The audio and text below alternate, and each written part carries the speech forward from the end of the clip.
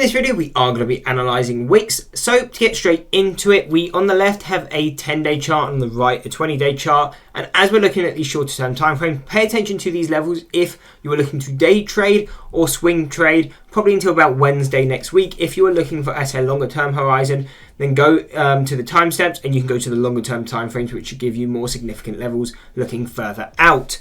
But to get straight into the short term time frame, if we continue to the upside, what are going to be key resistance levels? And we can see we have our closest resistance at $79.80. So really $80 is going to be that key resistance levels we are closest to.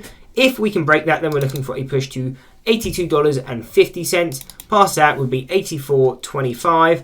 Breaking past that would take us to $87.50. And then final levels at $88.50, $92.50 and $98.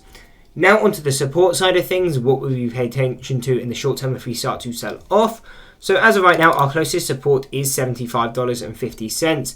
Now this level is quite key because if we're going to make a move to the upside, we will probably come back to test this level first before pushing back to the upside. But if we fail that level and continue down, then we're looking at $72.50, taking us to our next level at $71. And then quite far off from there, we'll be looking at $67.25/$66.75. Breaking through that would take us to $62.50. And then final levels at $58, $57 and $54. So again, these are the short-term time frame if you're looking to trade by Wednesday next week. If you're looking further out though, now we will get into the longer term time frame, which will be a 6-month chart on the left and a 1-year chart on the right. And now what we'll be paying attention to is we can see WIX has just broken through its first deviation on the 6-month chart, which is around $74.75. So if we come back to test the support, so this now turns into a support level, we test it and it holds, then expect to push to $82. And again, the same thing, if we can then break that level, come back to test it as support, we want to see a push to $100. Now, one thing to note is that if we break through this $74 without coming back for a retest, we may push all the way to $82, but we would then expect a pullback.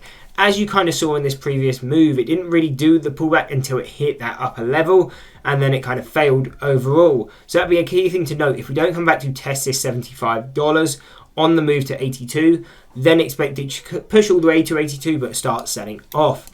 Now, if we break that though, and we're looking at $100 and we break that, then we're pushing to $126, $131, and final levels taking us to $152, $180, and $230. Now onto the support side of things. If WIX starts selling off, what are going to be key support levels?